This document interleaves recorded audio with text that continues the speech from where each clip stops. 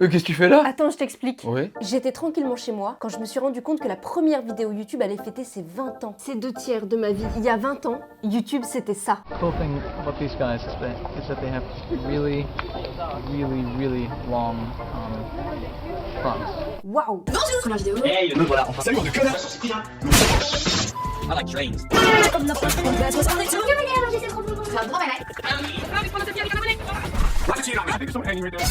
to make a movie every day. I am transgender. My flight is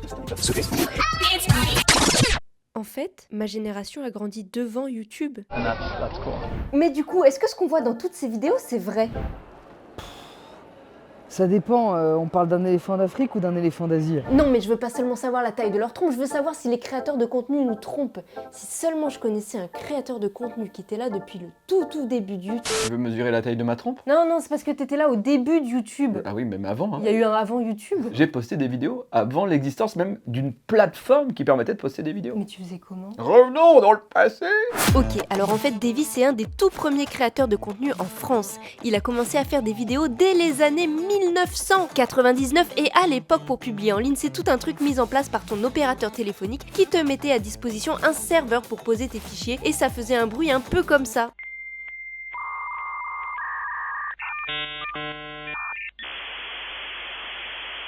Bravo, vous êtes sur Internet. Bref, c'est sûr, il connaît le gars des éléphants. Ah oui, attendez, il était en train de me raconter un truc. Nous, on mettait nos vidéos en Reel Media. C'était des vidéos, en gros, elles étaient comme ça, quoi. Si tu l'agrandissais, c'était que des pixels. Le son était super métallique. C'était moche, mais bon, le temps d'upload était énorme. Seul problème, la vitesse, ou plutôt la lenteur. Il faut plusieurs minutes pour afficher une seule image. Mais à l'époque, du coup, il n'y avait pas un site de vidéos qui proposait des vidéos aux gens. Il fallait que les gens aillent sur le site de la personne pour télécharger les vidéos. Et le téléchargement des vidéos crée du trafic. Il nous laissait genre 500 mégas, je pense, par mois. Mais si on dépassait ces 500 mégas, c'était de notre poche. Pour être créateur de contenu, à l'époque, il fallait payer. Je devais regarder le nombre de téléchargements. Et quand j'arrivais aux 500 mégas, je fermais le site. Je mettais un texte qui disait « Revenez le mois prochain !»